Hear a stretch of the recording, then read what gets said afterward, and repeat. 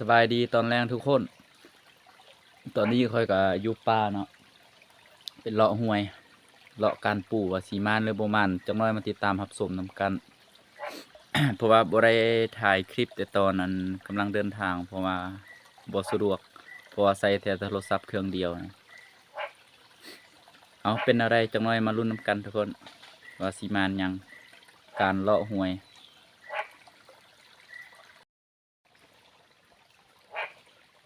ธรรมศาสตร์อันนี้บอลเขานอนช่วงนั้นมักให้สุกเขานอนเฝ้ากองมาให้นะ ลาสัตว์ลากระหอกตัวนู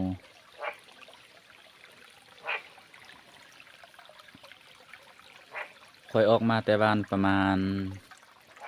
2 โมงมาฮอดพี่5 โมงก็ไกลสมควร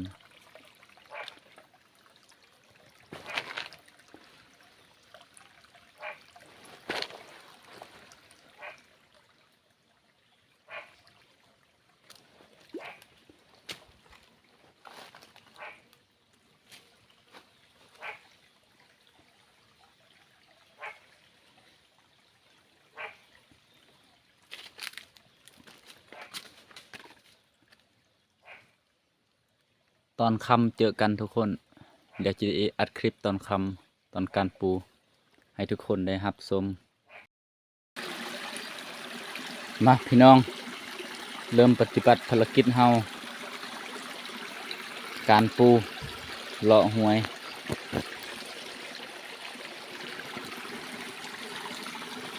สีเหลืออยู่บ่ปูเห็นตัวหนึงแล้วปูหินตัวใหญ่สมควรเนี่ยตัวเก่า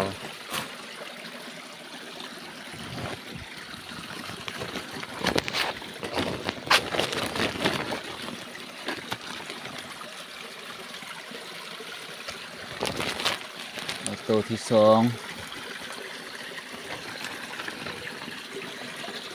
ตัวที่2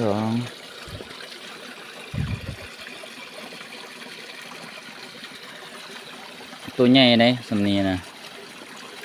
บ่ได้น้อยเลย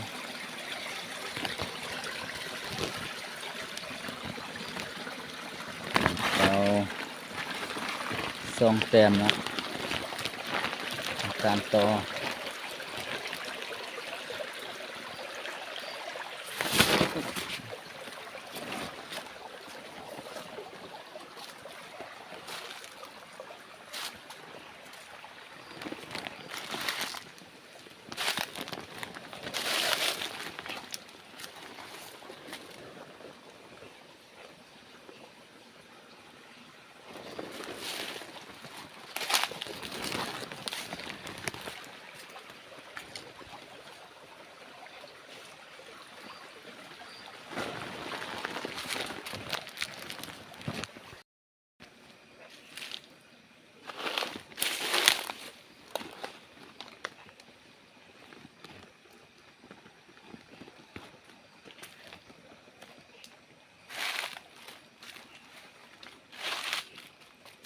น้ำคุณ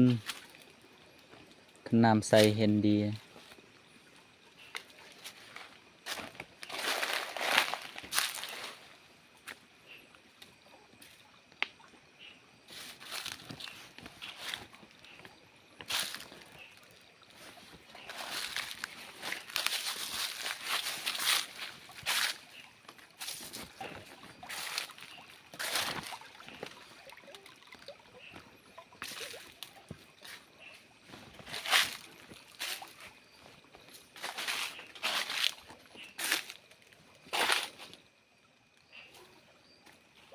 ปลาน้อยความหลาย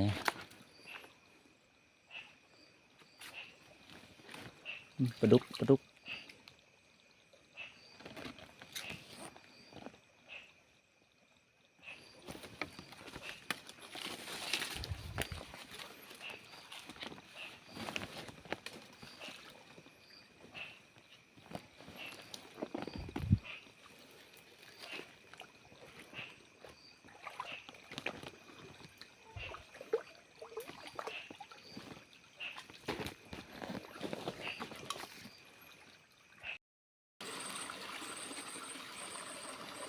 ช่วงนี้น้ำมันแห้งหลายบ่ค่อยเห็นคันแม่นช่วงเดือนพฤศจิกหาเดือนธันวานี่มีหลายอยู่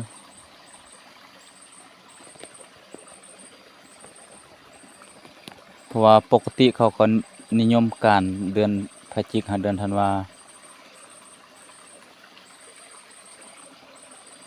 ช่วงนี้มันบ่ค่อยมีแล้วเพราะว่าคนไปหากินมันก็หลาย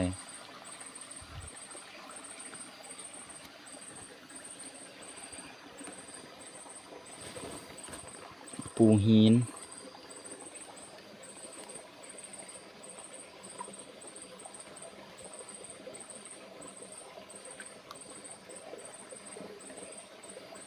การจับปูแบบมืออาชีพ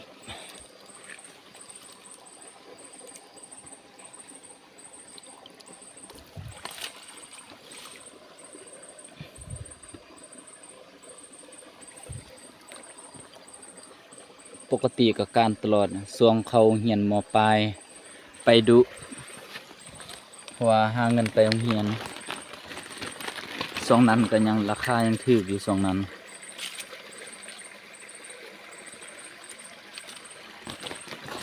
เดี๋ยวนี้ก็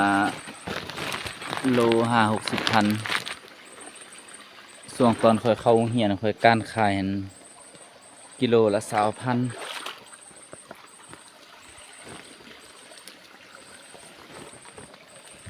เห็นตัวหนึ่งแล้ว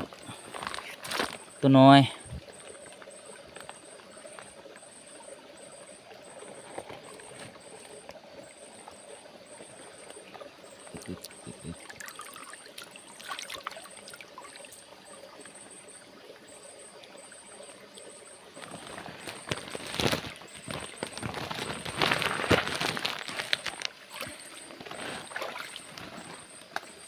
ไปต่อ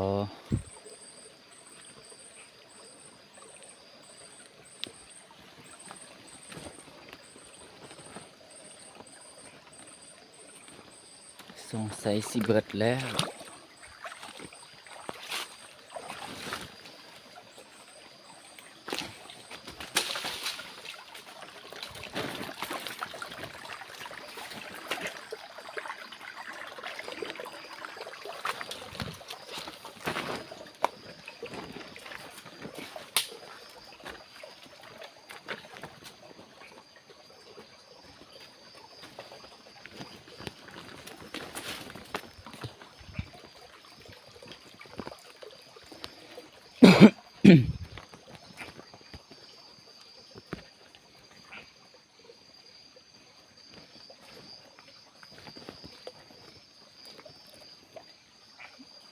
สิมีบ่เนาะเถอะปลาบักใหญ่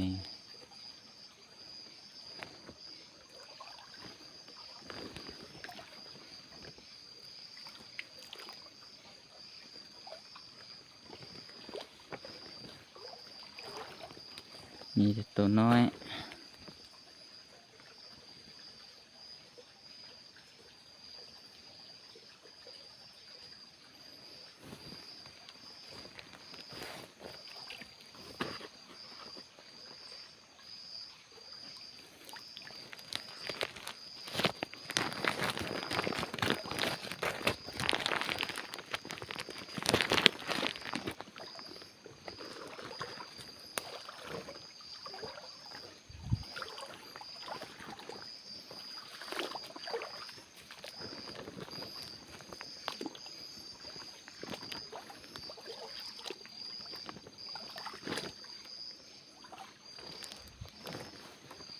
ปลา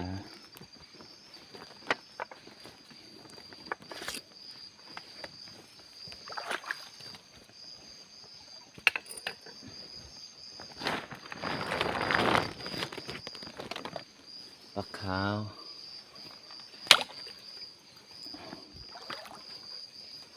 เมื่อไรมันซ้ำ